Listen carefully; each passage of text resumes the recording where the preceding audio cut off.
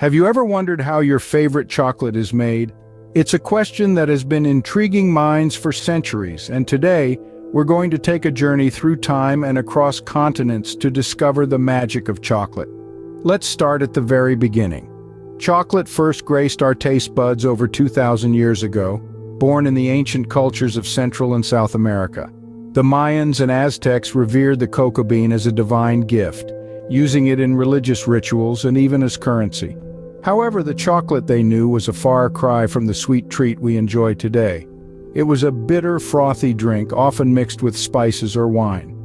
When the Spanish conquistadors arrived in the 16th century, they brought cocoa back to Europe and the magic of chocolate began to spread. But it was not until the 19th century, with the advent of industrialization, that chocolate evolved into the solid, sweet, and creamy indulgence we know and love.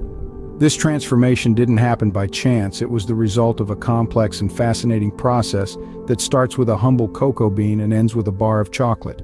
The journey of a chocolate bar is one of transformation, from the tropical rainforests where cocoa trees flourish, to the factories where beans are transformed into luscious chocolate.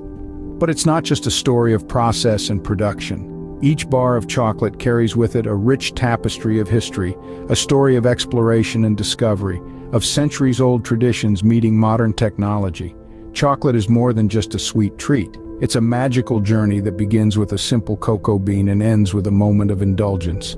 It's a testament to human ingenuity, a symbol of luxury and comfort, and a universal language of love and celebration. Now that we know a bit about chocolate's rich history, it's time to dive into the process of how it's made. Did you know that chocolate starts as a fruit on a tree? Yes, that's right. The journey of your favorite chocolate begins with a tree called Theobroma cacao, or more commonly known as the cacao tree. This humble tree, native to tropical regions of Central and South America, is the birthplace of all the chocolate in the world.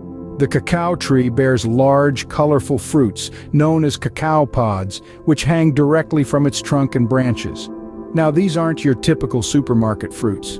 Cacao pods are oval-shaped, a bit like an elongated rugby ball, and can grow up to a foot long. They boast a tough exterior with a vibrant mix of colors ranging from green to yellow or even deep purple, depending on their maturity.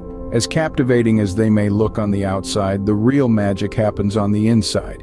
Each of these pods contains about 20 to 60 seeds, or as we like to call them, cacao beans.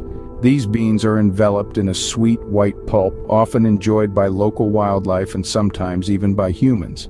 When the time is just right, these pods are harvested. This isn't an easy task, mind you.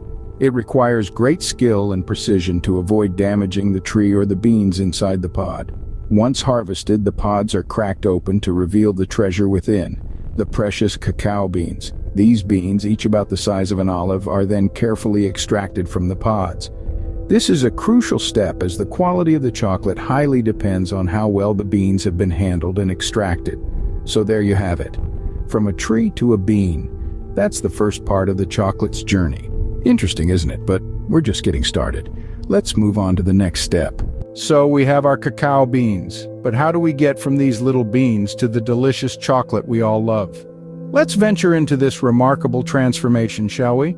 First up, it's all about fermentation. The harvested cacao beans are placed in large, shallow containers and covered with banana leaves.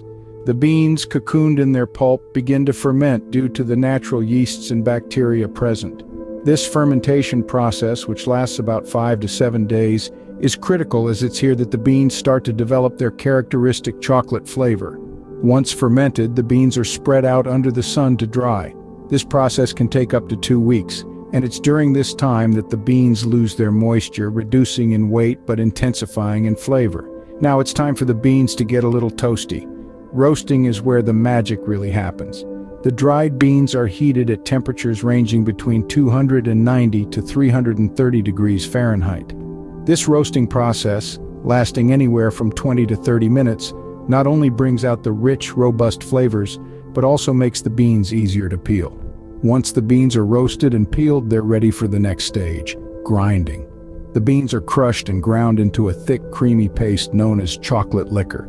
Despite its name, there's no alcohol involved. The heat generated from the grinding process causes the fat or cocoa butter within the beans to melt, creating this smooth, velvety mixture. And there you have it.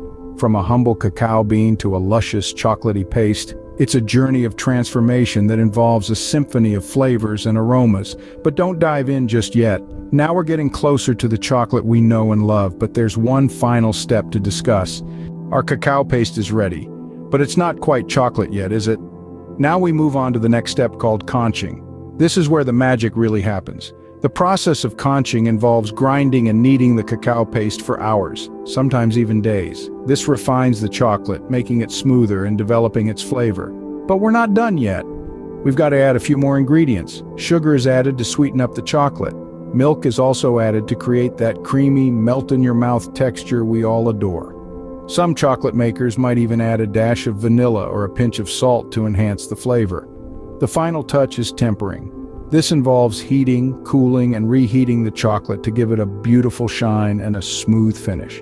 This also ensures the chocolate will snap crisply when you break it. And voila! That's how your favorite chocolate is made from tree to treat. Next time you bite into a piece of chocolate, remember the journey it's been on to reach you.